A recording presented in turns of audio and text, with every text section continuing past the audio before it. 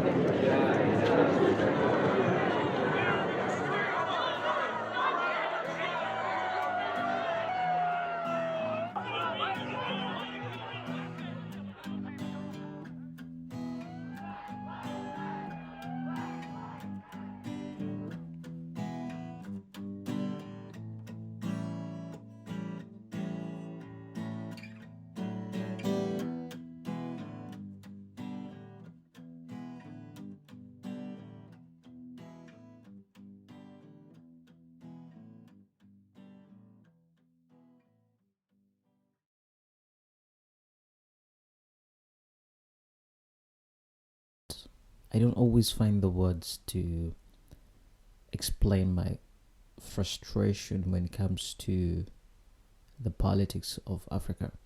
A few years ago, I was talking to some friends, and we were having a conversation about how, or if longevity in power was the problem for the African people, or incompetent leaders were the problem.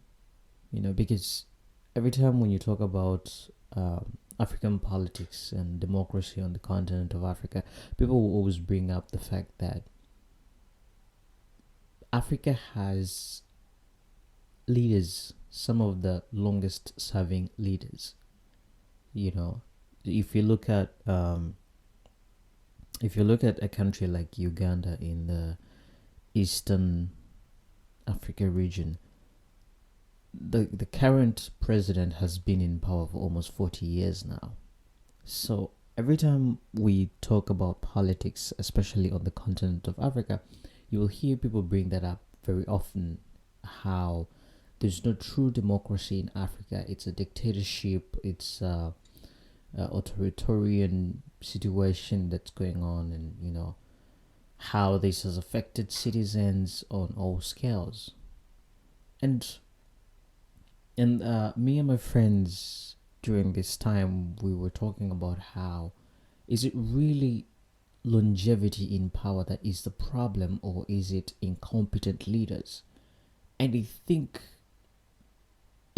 it should be that leaders are actually just incompetent, and it also comes from probably somebody sticking around for a very long time, that they don't know what's best for the country anymore, or what they should be doing for the country anymore. So recently I've been having a conversation with a very one of the most amazing people I know, and we were talking about how the oppositions in Kenya, in Uganda, yes, these men have dedicated their lives for so many years to to try and fight for what they believe in. The people in particular who always come to our conversations between me and a friend of mine is Raila Odinga of Kenya. He has been the leading opposition in Kenya since, I think, Mzee Kenyatta, if I remember correctly. He's been here for a very long time. He's a well-respected politician, a very beloved man. And then in Uganda, you have the retired Colonel, Dr. Kiza Besigye. So these are two opposition politicians who have been around for as long as regimes have been around and as long as regimes have been switching hands, except for Uganda, because we've had President Museveni for almost 40 years, which is a very interesting case. We won't go into that right now. But with when we are having these conversations, the person in the conversation, when we're having these conversations and we talk about these two men, we look at how they are almost the same as the people they're fighting. For Kenya, it's a different case. It's a different scenario because they've had regime changes over the last few years. So it's not entirely the same situation as it is in Uganda. But you find that the situation in Uganda with Dr. Chiza Besigye and his counterpart, President Museveni, it has always been about better governance, better leadership, and what's best for the country. This is what he has always fought for. This is what he advocates every time he goes to campaign for the presidential elections. With Odinga, he wants to give Kenyans something better, because we also as soon as President Ruto, who is the current president of Kenya, when he went to power, he had a few things that he did that a lot of Kenyans did not really appreciate. So it was, not this again, So Raila Odinga has always advocated for better ways he can better the lives of Kenyan people, which is what every opposition leader does, actually, really, honestly. So we have two opposition leaders who have been here for a very long time, who advocate for something better, who campaign to make their nations better. And then on this side of the world, we also have a leader who has been in power for quite as long as the same time with the opposition, and then I was talking and listening to someone talk about it, and I went back to the question of whether longevity is the problem for African democracy or African politics in general, or is it just that leaders are incompetent? And the incompetence coming from, someone being around for a very long time, that they can't see the vision they used to fight for any clearer anymore. And you left to wonder, is it time for this person to, step away and walk away, But the saddest part is here, and this is what has always concerned me and my friends when we're talking, is that these opposition leaders have been here for so long, but the pain is that they have not mentored anyone to take their place. They have not birthed the next generation of opposition leaders, which means as soon as they walk away, they're just going to leave an empty void that we don't even know who is going to fill, because they didn't plan for that. They did not put in a plan in place for that. And that is a very sad situation if you look at it.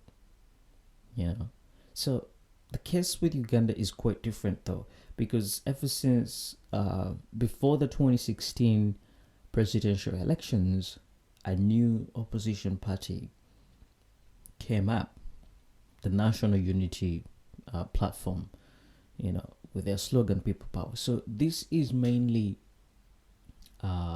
youth political party or political opposition, and they have been quite the fire since before the 2016 general elections, and they're still on fire until today. And I'm just waiting to see how they perform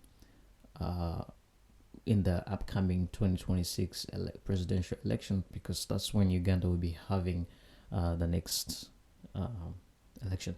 But the thing is, while Dr. Besigye did endorse and show some support to their leader, who is Robert Chagulanyi, a former musician, and endorsed their candidate and endorsed the party and showed some support. While he did all that, he didn't actually help in creating this party.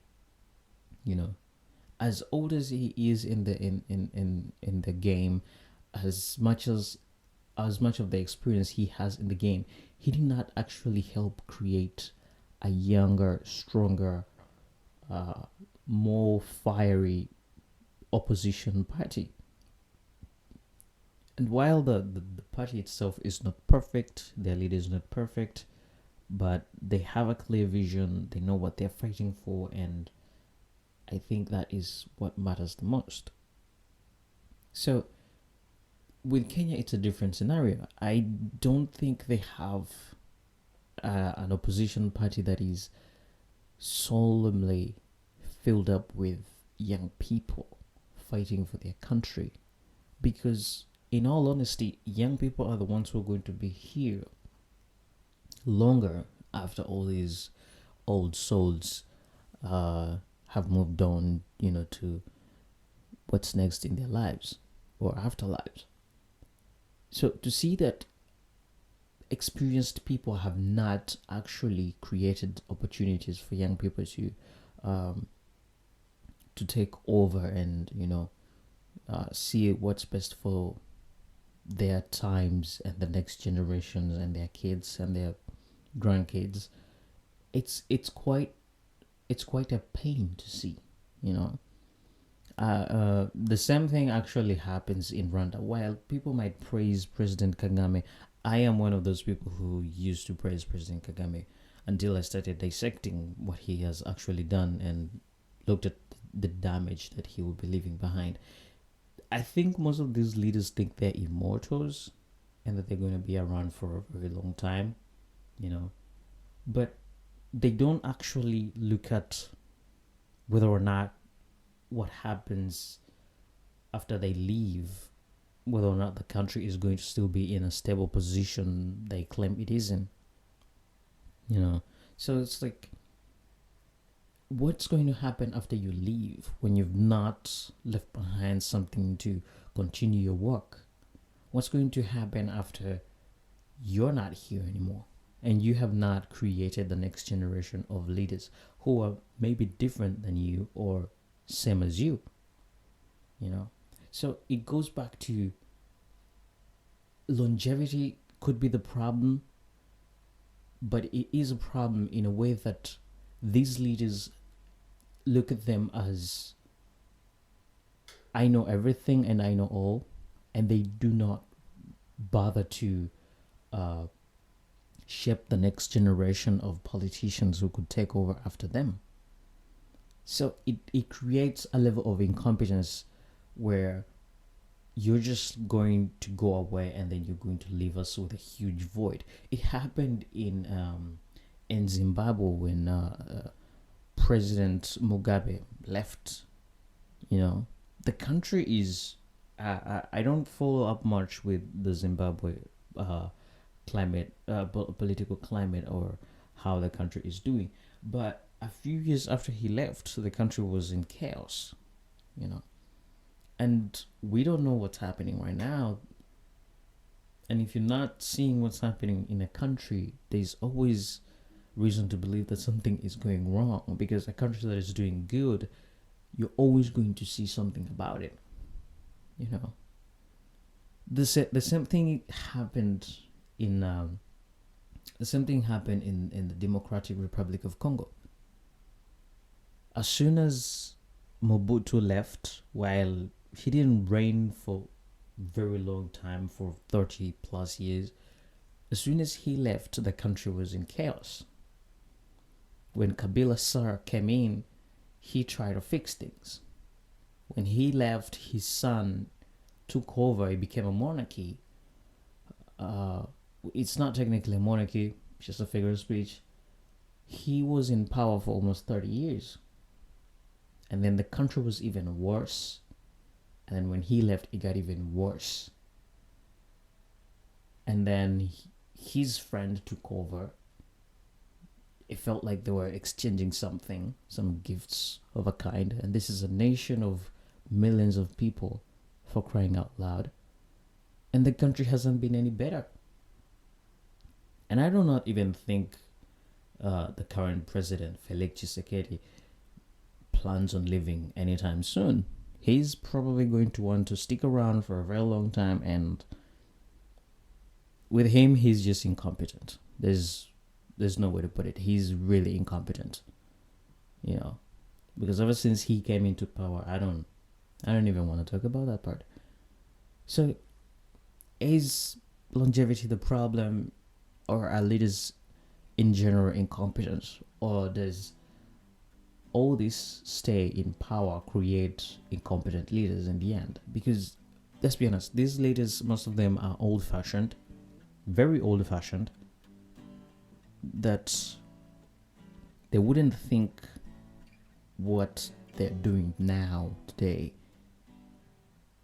should be different because of the next 50 years or 100 years. That is if the planet is still around, but who knows? So this is just my thoughts, and you guys let me know what you think